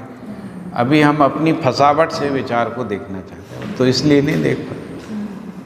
तो हम ये कह रहे हैं, कल्पना कर लीजिए, है ना, कि आप वहाँ हैं, तब आप कैसा सोचेंगे, तो आप देखेंगे आपका विचार तुरंत ठीक हो गया, व्यवहार भी तुरंत ठीक हो जाएगा, है ना। तो जैसे मान लीजिए कि आप ऐसा मान लो कि आप पूरे इस धरती में जितने भी संतान हैं वो सबकी माँ है, तो आप कैसा सोचेंगे? ऐसा, तो आप सबके साथ कैसा व्यवहार चाहेंगे? क्या आप ये कह पाएंगे कि सब लोग अपनी अपनी संतानों को देखो? नहीं है। तो हमको पूर्णता के अर्थ में विचार करना आना चाहिए ना, न्याय के अर्थ में, धर्म के अर्थ में, है ना। यदि हम सर्व के लिए धर्म की बात कर रहे हैं तो क्या होगा, सर्व के लिए सत्य की बात कर रहे हैं तो क्या होगा। हम परिवार में सत्य को समाना चाहते हैं ना, परिवार में धर्म को, परिवार में न्याय को, या व्यक्ति में न्याय को। न्याय बड़ी चीज़ है, वो व्यक्ति में समाती नहीं है। व्यक्ति अपने को न्याय में पहचान सकता है ना, व्यक्ति अपने को धर्म में पहचान, परिवार अपने को न्याय में पहचान सकता है, परिवार धर्म में पहचान सकता है। हम सोचें परिवार में धर्म समझ में आ जाए, नहीं आएगा, क्योंकि वो छोटी चीज़ में बड़ी चीज़ नहीं समाती। इसीलिए बार बार बाबा जी कहते हैं, गुरु मूल्य में लघु मूल्य समाता है, लघु में गुरु समाता नहीं। हम लघु में गुरु को समाना चाहते हैं। जब हम व्यक्ति के रूप में देखते हैं, व्यक्तिवादिता सोचते हैं, तो हम लघु में गुरु को समाना चाहते हैं। और कौन सा गुरु? जिसमें सारे लघु समाये हुए, है ना, सारी इकाइयाँ नियम में हैं, न्याय में, धर्म में, सत्य में, उसको हम एक इकाई में देखना चाहते हैं। तो अनुभव का मतलब है कि सर्व में अपने होने को देख पाना, है ना, इसी का नाम अनुभव। और इसीलिए अनुभव में अस्तित्व से अस्तित्व है, ये स्पष्ट होता है। और उसमें जो विचार होता है वो मानवीय विचार होता है, उसमें जो व्यवस्था का चिंतन होता है वो मानवीय व्यवस्था होती है ना, उसमें जो संबंध होते हैं वो सर्व के साथ संबंध होते हैं ना। तो अनुभव की उस महिमा को पहचानने का प्रयास करें, है ना, ऐसा। पूरा अस्तित्व क्या कि इकाइयाँ की जो सूक्ष्मता है कुछ नहीं है। हाँ, और क्या? कुछ नहीं। हमें पूर्ण बनने के लिए क्या करना? पूर्ण बनना है तो क्या करना चाहिए हमें पूर्ण बनने के लिए? कुछ नहीं करना, पहचानना बस है, बस करना कुछ नहीं। करने से ऐसा लगता है हमको कुछ करना है, केवल अपने को पहचानना। प्रयत्न कैसे तो करना पहचानना है? तो आप परिवार में हैं, परिवार समाज में, समाज राष्ट्र में, राष्ट्र अंतर्राष्ट्र में। अंतर्राष्ट्र जो है वो अनंत प्रकृति के साथ है। हमारी धरती आकाश गंगा में है, आकाश गंगा व्यापक वस्तु में है। ऐसे पहचानना, आचरण में तो तो लाना, केवल पहचानना है। प्रयत्न तो करना पड़ेगा। ये इतने ही विचार चिंतन करने का ही प्रयत्न करना, और क्या प्रयत्न करना। जितना हम पहचान पाते हैं वहाँ तक निर्वाह कर पाते हैं, वहाँ तक विचार होता है।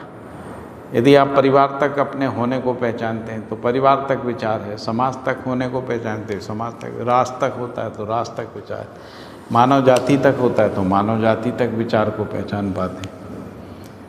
फिर इसके बाद इस संबंध को पहचान पाते हैं सबके साथ, हम इसी अर्थ में व्यक्त होते हैं। फिर हम अपने पराये से नहीं होते व्यक्त, हमारी कॉलोनी का उनकी कॉलोनी का, हमारे उम्र का उनकी उम्र का, है ना, हमारी जाति का उनकी जाति का, अहमदाबादी है ना, राजस्थानी, ऐसा नहीं करते। फिर हम पूर्णता के अर्थ में सबको एक जैसा देखते हैं, मानव के रूप में, है ना। उसी अर्थ में जो भी हम क्रियाकलाप करते हैं उसी अर्थ में क्रियाकलाप करते हैं, उसी अर्थ में व्यवहार करते हैं, तो हम संकीर्णताओं से मुक्त हो जाते हैं और व्यापकता से हमारी चेतना का विकास हो जाता है। चेतना का पूर्ण विकास हो जाना ये अनुभव है, जागृति है ना। ठीक है, ऐसे जागृत लोगों की संख्या बल बनता है तो व्यवस्थाएं चेंज हो जाती, बदल जाती। बहुत ज़्यादा लोगों की ज़रूरत नहीं होती है व्यवस्था परिवर्तन में। कोई भी दुनिया में कोई भी व्यवस्था का परिवर्तन जो है 100-200 हज़ार लोगों से हो जाता है। 1000 जागृत लोग हो जाएंगे तो सारा व्यवस्था बदल जाएगी, शिक्षा बदल जाएगी, व्यवस्था बदल जाएगी, है ना।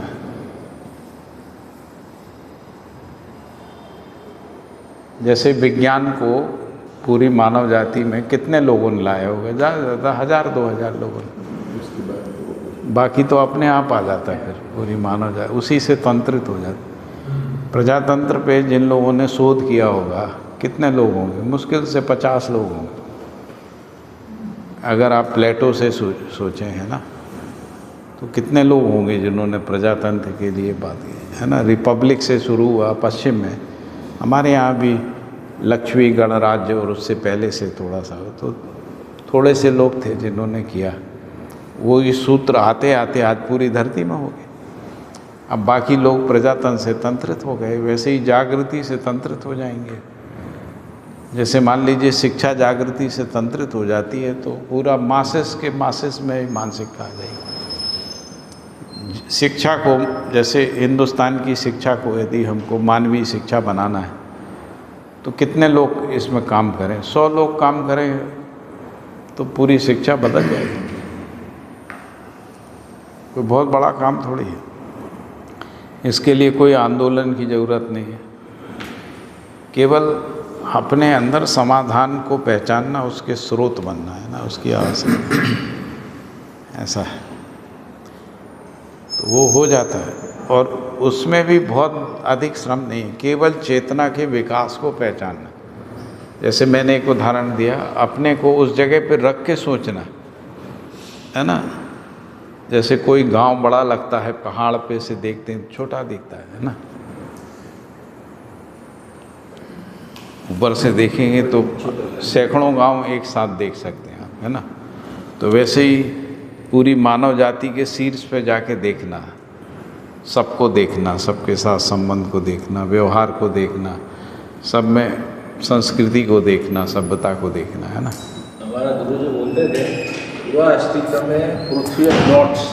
हाँ, डॉट्स, बिल्कुल। तो हर पृथ्वी जो है अपने में एक लघु ब्रह्मांड है ना। पूरे ब्रह्मांड का, क्योंकि इस पृथ्वी में चारों अवस्थाएं हैं और ज्ञानावस्था में सर्व प्रकार के मानव हैं, संस्कृति, सभ्यता, विधि, व्यवस्था सब कुछ है। जो ब्रह्मांड में है वो इस पृथ्वी पे है, जो इस पृथ्वी में है वो पूरे ब्रह्मांड में हो सकता है।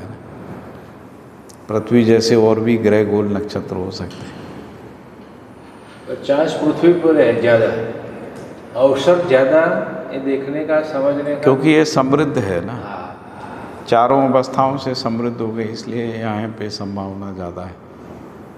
ठीक है, तो ये 2 शब्द और पढ़ लें हम लोग। धर्म सर ये और ये पढ़ लें।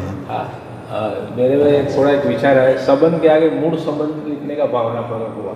हाँ, अगर मूल शब्द हम पढ़, ऐसा मेरा विचार है। संबंध है ये संबंध में मूल संबंध यही है, अस्तित्व का। अस्तित्व से अस्तित्व, दूसरा अस्तित्व उसके अंदर है, मूल संबंध यही है। मूल संबंध यही है, पूरा अस्तित्व से अस्तित्व है।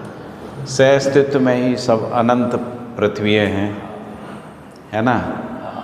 उसी में अनंत पृथ्वियों में ही पदार्थ अवस्था, प्राणावस्था, जीवावस्था, ज्ञानावस्था है। तो सब कुछ सह अस्तित्व में है ना। इसको परम संबंध के रूप में पहचान। तो धर्म का मतलब है ज्ञान सम्मत सोच विचार कार्य व्यवहार फल परिणाम ज्ञान सम्मत होना। और ज्ञान सम्मत होने का मतलब है सह अस्तित्व सम्मत होना, है ना। ज्ञान क्या है मानव में? तो नियम है, न्याय है, धर्म है, सत्य है, नियंत्रण है, संतुलन है। इसका जो समझ है वही ज्ञान है, इतना ही है ज्ञान, है ना। सहअस्तित्व है, नियम है, न्याय है, धर्म है, सत्य है ना, और नियंत्रण है, संतुलन है, नियति है। इतनी चीज़ों को मिला के ज्ञान है। नियति है ना, अस्तित्व ऐसे ही है, अनंत काल तक ऐसे ही रहे, है ना, निश्चित है। ठीक है, तो उससे सम्मत सोच विचार हो जाए। अभी हम लोग संकीर्णता में सोचते हैं, है ना, उसके अनुरूप कार्य व्यवहार हो जाए, उसके अनुरूप फल परिणाम हो जाए, इसी को ज्ञान सम्मत होना, इसी का नाम है समाधान, है ना। समाधान ही मानव में धर्म है ना, मानव में धर्म है। यह अनुभव मूलक अभिव्यक्ति व व्यवहार से प्रमाण परंपरा रूप में सार्थक होता है।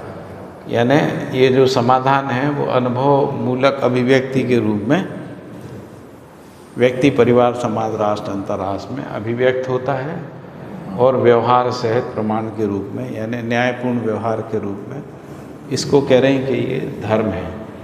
और सत्य का मतलब है अस्तित्व, सह अस्तित्व रूपी परम सत्य में स्वीकृति ही दर्शन, जीवन व मानवीयतापूर्ण आचरण ज्ञान है। तीनों प्रकार के ज्ञान सम्मत विवेक और ज्ञान सम्मत विवेक और ज्ञान विज्ञान ही संपूर्ण ज्ञान है, ऐसा। ठीक है, तो उसको कह रहे हैं कि ये सत्य है। और इसीलिए लिखा है कि जागृत मानव परंपरा में न्याय धर्म सत्य से तुलन विश्लेषण होता है। यदि हमारा विचार यानी वृत्ति में जो विचार है इससे परिपुष्ट हो जाता है, तो इससे अधिक कोई मानव में विचार की वस्तु नहीं है। और यही हमको एक वैचारिक रूप से सर्वतोमुखी समाधान में प्रतिष्ठित कर देता है। और यही विचार रूपी श्रम का प्रयोजन है। मानव में जो विचार रूपी श्रम है उसका प्रयोजन सर्वतोमुखी समाधान यानी धर्म में प्रतिष्ठित होना है ना। ठीक है, इससे अधिक विचार हो नहीं सकता। इससे अधिक विचार हो सकता है? तो यहाँ विचार का तृप्ति बिंदु है, यही विचार का तृप्ति है, यही सर्वतोमुखी समाधान है, यही अंतर्द्वंद्वों से मुक्ति है। बाकी कहीं से भी विचार करते हैं उसमें अंतर्द्वंद है। जैसे आप परिवार तक विचार करेंगे तो समाज से द्वंद है, व्यक्ति से द्वंद है। समाज तक सोचेंगे तो राष्ट्र से द्वंद है, समाज में परस्पर द्वंद है ना। लेकिन जब पूर्णता के साथ देखेंगे तो कहीं द्वंद नहीं है।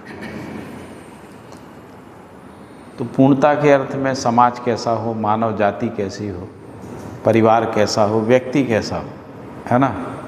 पूर्णता के अर्थ में व्यक्ति कैसा हो, है ना। यदि हम इसको पहचान पाते हैं तो हम समाधान यानी पूरी पांचों स्थिति में समाधान के साथ हम जी सकते हैं। जब हम व्यक्ति के रूप में देख रहे हैं तब भी हम समाधान हैं, जब हम परिवार मानव के रूप में तब भी समाधानित हैं, हम समाज मानव के रूप में तब भी समाधानित हैं, व्यवस्था मानव के रूप में तब भी समाधानित है ना। तो हम समाधान को नित्य प्रकाशित करते हैं, समाधान के नित्य स्रोत रहते हैं, इस तरीके से। ठीक है। अभी जीवन कितना महिमा संपन्न है, उसमें से अभी दो ही चीज़ों को देख पाए, मन वृत्ति को। इसके बावजूद भी लग रहा है कितना सारा है समझ लिया। अभी चित्त बुद्धि वो बचा हुआ है ना। बोलता है ना अपार नापार। हाँ, जब व्यवहार अब बढ़ गया है अपार नापार, तो जीवन में अनंत संभावना है। तो जीवन को सही बात है, पक्का। पहला इतनी यूनिवर्सिटी नहीं थी, इतना रोड नहीं था, इतना साधनों नहीं था। हाँ। व्यवहार में भी इतना दर्शन हो रहा है व्यवस्था के रूप, तो वो बड़ा पूर्ण है इसलिए हो रहा है। बिल्कुल। और उसकी सुविधा हमको संतुष्टता दे रही है, उपयोगिता समझ में आ रहा है, आनंद ही है। मगर काम नहीं करता।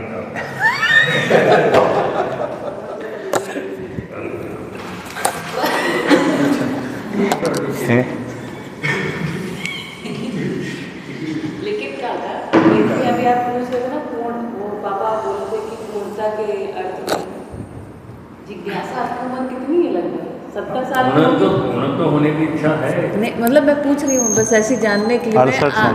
68 साल, 68 ईयर्स के हैं आप? 73 ईयर्स के हैं? 73, हाँ सॉरी। 73 ईयर्स की एज। और देखिए आप तीनों है ना क्लास के रोल नंबर 1, 2, 3 बैठे हुए हैं ना, एकदम अच्छे से नोट्स लेते रहते हैं, पूछते रहते हैं, माइक अपने उसमें घुमाते रहते हैं तीनों। अद्भुत है भाई, आप लोगों से हम लोगों को बहुत प्रेरणा होती है। और जितना क्या स्टूडेंटशिप है भाई आप लोगों में।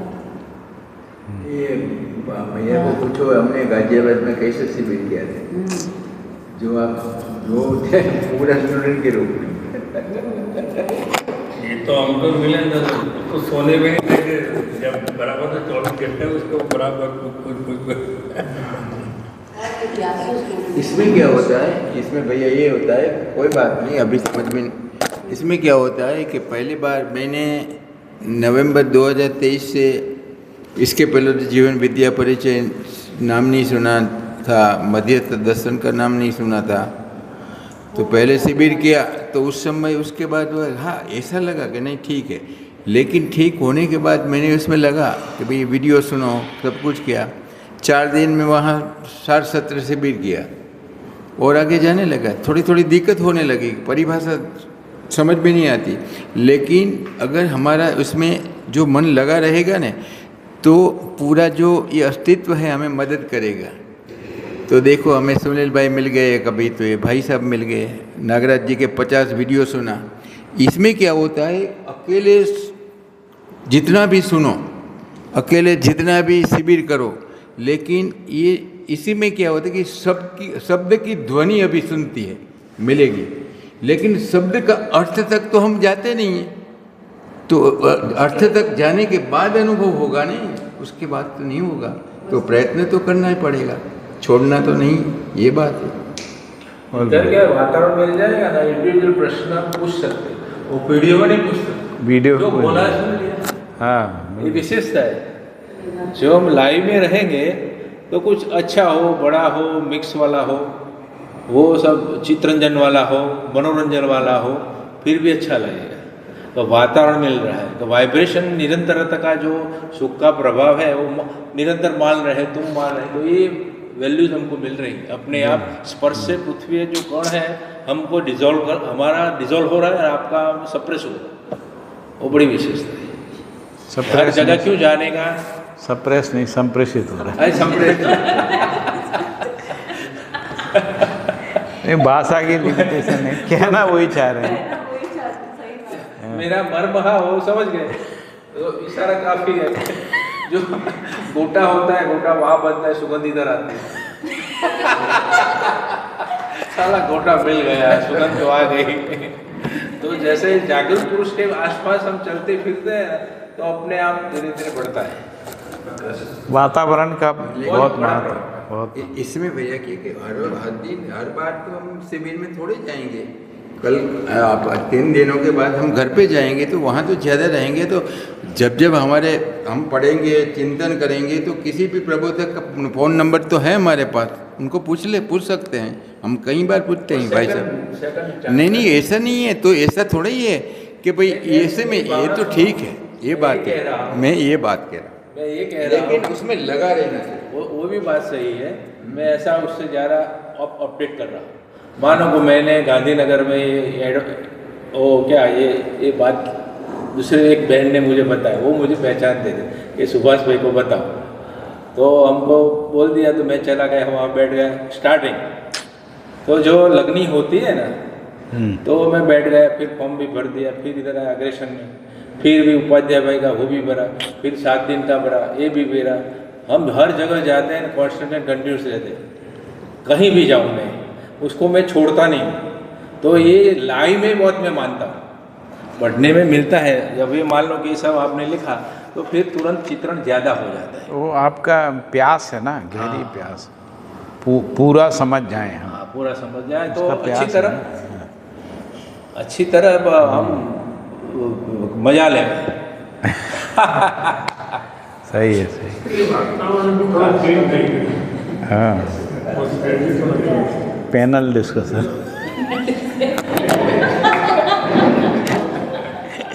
और क्लास में सब स्टूडेंट होते हैं, वो 99% वाला होता है, तो 50% वाला, वो कोई 0% वाला हो जाए और बार बार पढ़ता भी है।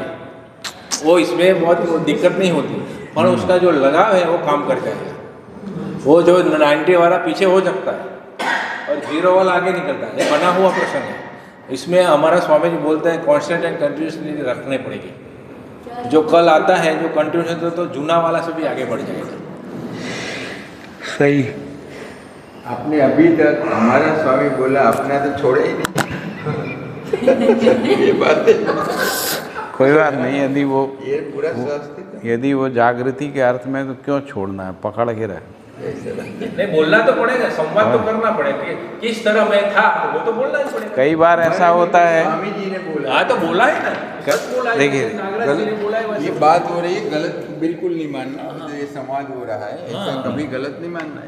देखिए, कई बार क्या होता है, आप अपना करो। कई बार होता है गुरु शिष्य का कल्याण करता है, और कई बार जो है शिष्य गुरु का कल्याण अपने का भावना में पूरा अस्तित्व के साथ। बढ़िया बढ़िया बढ़िया। थोड़ा हम कमाने के लाए तो बैठे नहीं है, प्रोफेशनल नहीं बैठे, इतना बड़ा उम्र हुआ है। सोचे समझे आदमी सब बैठे हैं। बस एक चित्र खोल के थोड़ा दिखा दे, सोचते रहेंगे।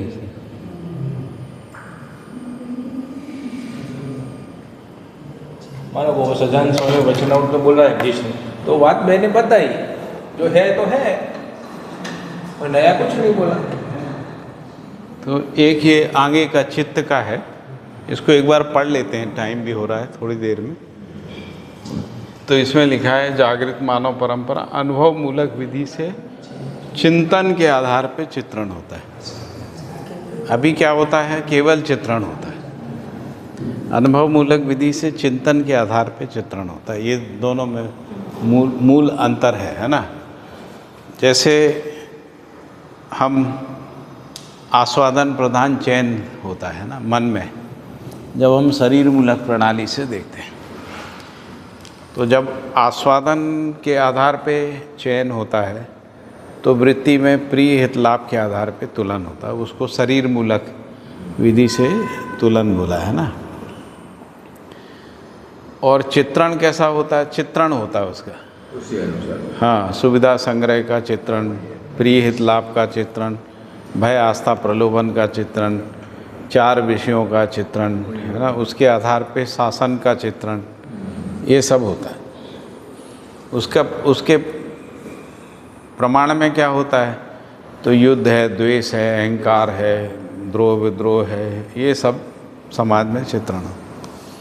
लेकिन जब अनुभव मूलक विधि से, यानी अस्तित्व से अस्तित्व है और से अस्तित्व के आधार पे जब हम व्यवस्थाओं को देखते हैं, है ना, उस समय चित्रण कैसा होता है?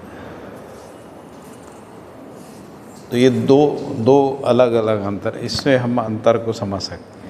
भ्रमित स्थिति में जो चित्रण होता है वो प्रिय हित लाभ का, सुविधा संग्रह भोग का, भय आस्था प्रलोभन का, 4 विषयों का, है ना, समुदाय चेतना का।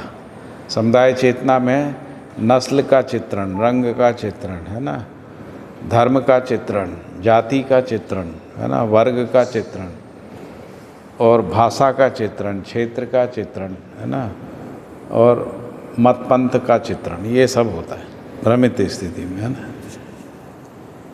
तो इसको एक को कहते हैं समुदाय चित्रण और दूसरे को कहते हैं वस्तु का चित्रण।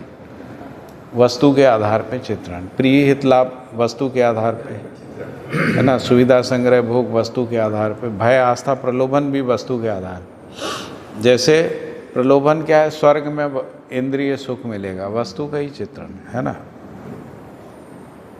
ऐसा। आस्था भी वस्तुवादी ही रहती है, नौकरी मिल जाए, ये मिल जाए, प्रॉपर्टी मिल जाए, हम इसी का रहता, वस्तुवादी चित्रण रहता। तो भय आस्था प्रलोभन ये सब उसी से ओतप्रोत रहता है जब हम स्वयं को शरीर मान के संसार को देखते हैं।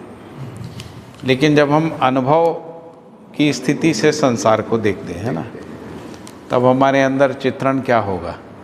तो न्याय का चित्रण, धर्म का चित्रण, सत्य का चित्रण, है ना, विधि का चित्रण, विधान का, संविधान का चित्रण, है ना, मानव में समानता का चित्रण, मानव में परिवार मूलक स्वराज व्यवस्था का चित्रण, अखंड समाज का चित्रण, सार्वभौम व्यवस्था का चित्रण, ये चित्रण होता है। इसको कह रहे हैं कि अनुभव मूलक विधि से जब चित्रण होता है तभी मानव जाति एक है, उसका चित्रण, मानव धर्म एक है, उसका चित्रण, मानव लक्ष्य का चित्रण। तो मानव लक्ष्य यानी सर्व मानव का लक्ष्य, उसका चित्रण होता है। जब हम शरीर मूलक प्रणाली से देखते हैं तो सबके लक्ष्य अलग अलग होते हैं, है ना, सबके अलग, सबके टेस्ट अलग, सबके स्वाद अलग, सबके रूप अलग, सबकी वस्तुएं अलग, ऐसा होता है। तो इसलिए वहाँ पे कोई सार्वभौमिक लक्ष्य का चित्रण नहीं होता है। अनुभव मूलक विधि से जो हम चिंतन करते हैं उसमें हमको सार्वभौमिक लक्ष्य का चित्रण होता है, प्रयोजन का चित्रण, जो सर्व मानव का प्रयोजन है। अर्थ सम्मत भाषा का चित्रण होता है। अभी परसेप्शन का भाषा रहता है। परसेप्शन का भाषा क्यों रहता है? क्योंकि रुचि मूलक आस्वादन सबके अलग अलग रहते हैं, तब मैं अनुमान पूर्वक भाषा बोलता हूँ, है ना।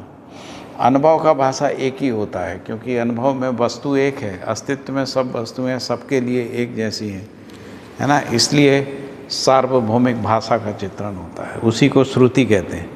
श्रुति का मतलब ऐसी भाषा जो अर्थ सम्मत और सार्वभौमिक यथार्थता, वास्तविकता, सत्यता को व्यक्त करने वाली भाषा है ना, उसको श्रुति कहते हैं। उसको समझना, उसको समझते हैं तो वो स्मृति के रूप में रहती। समझने के बाद समझने की जो निरंतरता है वही स्मृति है। अभी जो स्मृति है वो वस्तु मूलक स्मृति है, इसलिए वो परिवर्तनशील स्मृति है ना। क्योंकि वस्तु मूलक विधि से यानी विषयों के दृष्टिकोण से हम कोई भी चीज़ की स्मृति रखते हैं, वो बदलती रहती, इसीलिए वो स्टेबल स्थिर में स्मृति नहीं है, परिवर्तनशील स्मृति है, और इसीलिए वो फॉल्स मेमोरी है ना। वो मेमोरी नहीं है, स्मृति नहीं है ना। तो शुद्ध स्मृति का मतलब है कि वस्तु जैसी है वैसा ही दिख जाना अस्तित्व में। हमको वस्तु जैसी है वैसा दिख जाए, है ना, वो कहेंगे कि स्मृति शुद्ध है। वस्तु जैसी है उससे भिन्न दिखती है ना। जैसे रेत में समुद्र दिखता है, मरीचिका जिसको कहते हैं, मिराज बोलते हैं, है ना। इसका मतलब है मेमोरी फॉल्स है, जैसे हमको भौतिकता में निरंतर सुख दिखने लगना है ना, ये फॉल्स मेमोरी है। आसक्ति सभी फॉल्स मेमोरीज है ना। तो इसीलिए जो है भ्रमित मेमोरी ही समस्या है मानव में। भ्रमित स्मृति है यानी भ्रम की स्मृतियाँ, क्योंकि भ्रम स्थिर नहीं है इसलिए भ्रमित स्मृतियाँ भी स्थिर नहीं होती, परिवर्तनशील होती हैं। तो भ्रमित स्मृतियों के आधार पे जो भी चित्रण होता है वो परिवर्तनशीलता का ही चित्रण होता है। भ्रमित स्मृतियों के आधार पे यदि हम कोई विचार बोलते हैं, हर विचार बदल जाता है। मतलब आप किसी से पूछो आपने क्या कहा, अगली बार पूछो तो फिर कोई दूसरी चीज़ आती है, तीसरी बार पूछो तो तीसरा सेंटेंस आ जाता है, क्योंकि वो फॉल्स मेमोरी है। अस्तित्व में वस्तु दिखती है तो 1000 बार पूछो वैसे ही बताते हैं, सेम बताओ। तो भाषा की स्थिरता, समझ की स्थिरता, समझ की स्थिरता से भाषा की स्थिरता, भाषा की स्थिरता से या अर्थ की स्थिरता से भाषा की स्थिरता, भाषा और अर्थ की स्थिरता से स्मृति की स्थिरता, स्मृति की स्थिरता से आचरण की स्थिरता, क्योंकि हम आचरण स्मृति पूर्वक ही करते हैं। हमारी जो स्मृति होती है वैसे ही हम आचरण करते हैं, वैसे ही हम बोलते हैं, वैसे ही व्यवहार करते हैं, वैसे ही कार्य करते हैं। तो इसलिए स्मृतियों का बड़ा महत्व है। स्मृति ही चित्रण है ना। जो बताया था कि भाषा का जो चक्र है ना, तो भाषा का जो चक्र है उस रूप में सारा चित्रण है मानव जाति में, है ना। तो यदि अस्तित्व में वस्तु के रूप में हम देख लेते हैं मौलिकता को, भाव को, मौलिकता को, दर्शन को, मूल्यांकन को, क्षमता, योग्यता, पात्रता को, तो पूरी अस्तित्व का चित्रण स्थिर हो जाता है ना। यानी वास्तविकता, यथार्थता, सत्यता चित्रित हो जाती है यदि चिंतन मूलक विधि से चित्रण होता है तो, है ना। उसी में समानता का चित्रण हो जाता है, उसी में लक्ष्य का चित्रण हो जाता है, स्थिर लक्ष्य का, स्थिर प्रयोजन का, स्थित अर्थवत्ता का, निश्चित न्याय का, धर्म का, सत्य का चित्रण हो जाता है ना। उसी को कह रहे हैं कि अनुभव मूलक विधि से चित्रण, ये चित्रण को यहाँ लिखा है। तो उसी में अखंड राष्ट्र, समाज, सार्वभौम व्यवस्था, सूत्र, व्याख्या सर्वसुलभ हो जाए। अनुभव मूलक विधि से जो चिंतन मूलक चित्रण क्रिया है उसमें क्या चित्रित होता है? अखंड राष्ट्र, अखंड समाज, सार्वभौम व्यवस्था, सूत्र और व्याख्या का मतलब आचरण होता है। व्याख्या यानी आचरण, सूत्र का मतलब एक दूसरे के साथ जो संबंध है, एक सूत्रता बोलते हैं ना। और व्याख्या का मतलब है हर स्थिति में जो प्रकाशन है, आचरण है। जैसे व्यक्ति में, परिवार में, समाज में और राष्ट्र, अंतर्राष्ट्र में जो आचरण है वही व्याख्या है। तो मानव की संपूर्ण व्याख्या अखंड समाज, सार्वभौम व्यवस्था है। तो इस प्रकार से ये हमको चित्रण क्रिया में स्पष्ट होता है।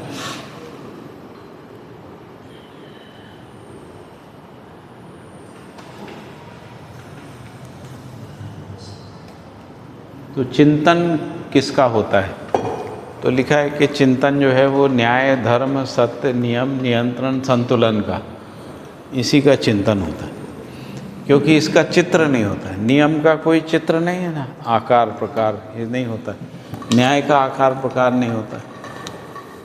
तो इसीलिए इनका चिंतन होता है, न्याय का चिंतन। तो न्याय को चिंतन का मतलब है न्याय को व्यक्ति में, परिवार में, समाज में, राष्ट्र में, अंतर्राष्ट्र में, शिक्षा में न्याय, उत्पादन में न्याय, विनिमय में न्याय, न्याय सुरक्षा में न्याय और स्वास्थ्य संयम में न्याय। जब हम ऐसा सब में न्याय को देखते हैं, विचार में न्याय, व्यवहार में न्याय, कार्य में न्याय, तब हमको न्याय की अवधारणा पूरी हो जाती है ना। इससे ज़्यादा न्याय नहीं है, ठीक है। और न्याय कोई वस्तु नहीं है, क्रिया नहीं है, इसलिए उसका चित्रण नहीं होता, उसका चिंतन होता है ना। ठीक है, बढ़िया। हाँ, जैसे विश्वास कोई वस्तु नहीं है तो विश्वास का चित्रण नहीं होता, उसका चिंतन चिंतन होता है। विश्वास का चिंतन होता भाव का चिंतन होता है। है।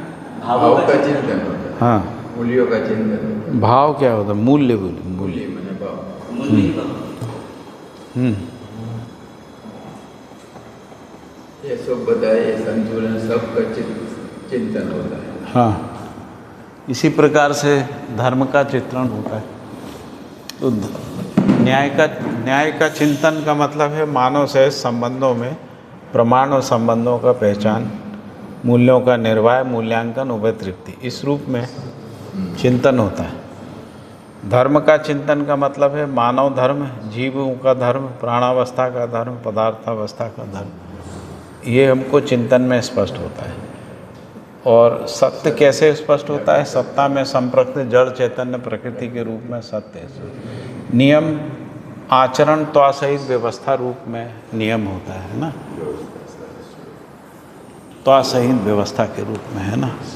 जैसे पदार्थावस्था में परमाणानुसंगी नियम है ना, जीवावस्था में प्राणावस्था में बीजानुसंगी ये नियम, हाँ, और वंशानुसंगी मानव में संस्कारानुसंगी नियम।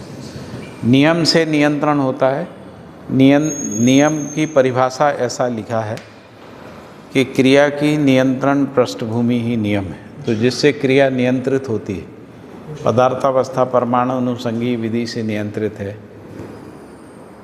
प्राणावस्था बीजानुसंगी विधि से नियंत्रित है, जीवावस्था वंशानुसंगी नियंत्रण। मानव में नियंत्रण संस्कार से ही होता है, समझ से ही होता है, चिंतन से ही होता है ना, उससे कम में नियंत्रण नहीं होता है। तो इसलिए मानव संस्कार अनुसंगी विधि से नियंत्रण होता है, यही अस्तित्व में नियम है। इसी से पता लगता है कि अस्तित्व से अस्तित्व रूप में नियम है ना। नियम का प्रकटन प्रकाशन ही जगत है। जिसको हम जगत कह रहे हैं वो नियम पूर्वक जगत है, इसी को नियति कहते हैं ना। नियति का मतलब है अस्तित्व से अस्तित्व रूप में निश्चित नियम पूर्वक विकास और जागृति की स्थिति में बना रहता है ना। इसी विकास क्रम विकास, जागृति क्रम जागृति के रूप में व्यक्त है ना। इसी का सूत्र व्याख्या जो है अस्तित्व मूलक मानव केंद्रित चिंतन है, ऐसा ठीक। और इसमें नियंत्रण लिखा है, नियंत्रण प्रत्येक एक त्वा सहित व्यवस्था समग्र व्यवस्था में उपयोगिता पूरकता के रूप में। तो हर अवस्था अपनी अपनी अनुसंगीयता में रहते हुए समग्र व्यवस्था में भागीदारी करती है। जैसे बीजानुसंगी व्यवस्था में वृक्षों वनस्पति संसार में या प्राणावस्था में जो नियंत्रण होते हुए भी वो बाकी व्यवस्था के साथ भागीदारी में नित्य बनी रहती है ना। इसी को कह रहे हैं कि वो नियंत्रण है। और संतुलन चारों अवस्था चारों पदों में परस्पर पूरकता के रूप में रहता है। जैसे परिवार में संतुलन क्या होगा, तो व्यक्ति और परिवार के बीच में, समाज में संतुलन परिवार के बीच में है ना, या परिवार और समाज के बीच में, समाज और राष्ट्र के बीच में, इन सब में जो पूरकता है वही संतुलन सूत्र है ना। पूरकता के रूप में संतुलन, चारों अवस्थाओं में संतुलन का मतलब है चारों अवस्थाओं में पूरकता उपयोगिता का बना रहना, उसको कह रहे हैं कि ये संतुलन है। तो इस प्रकार से चिंतन चित्रण क्रिया को हम समझ सकते हैं। अनुभव मूलक विधि से चिंतन, अनुभव मूलक विधि से चित्रण। अनुभव मूलक विधि से जो चित्रण क्रिया है वो अखंड समाज सार्वभौम व्यवस्था के रूप में उसको हम व्यक्ति परिवार समाज राष्ट्र अंतर्राष्ट्र की एक सूत्रता में पहचान सकते हैं। उसके आधार पे सर्वतोमुखी समाधान को, न्यायपूर्ण व्यवहार की निरंतरता को और परिवार से विश्व परिवार तक परिवार मूलक स्वराज व्यवस्था को पहचान सकते। उसी में स्वतः स्वतंत्रता अधिकार पूर्वक मानव अपने गौरव के साथ प्रतिष्ठित और व्यक्त रह सकता है। ठीक है। 6 बज गया देखिए।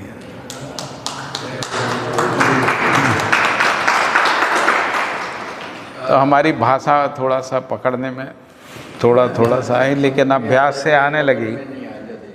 अभ्यास करते हैं ना तो हाँ।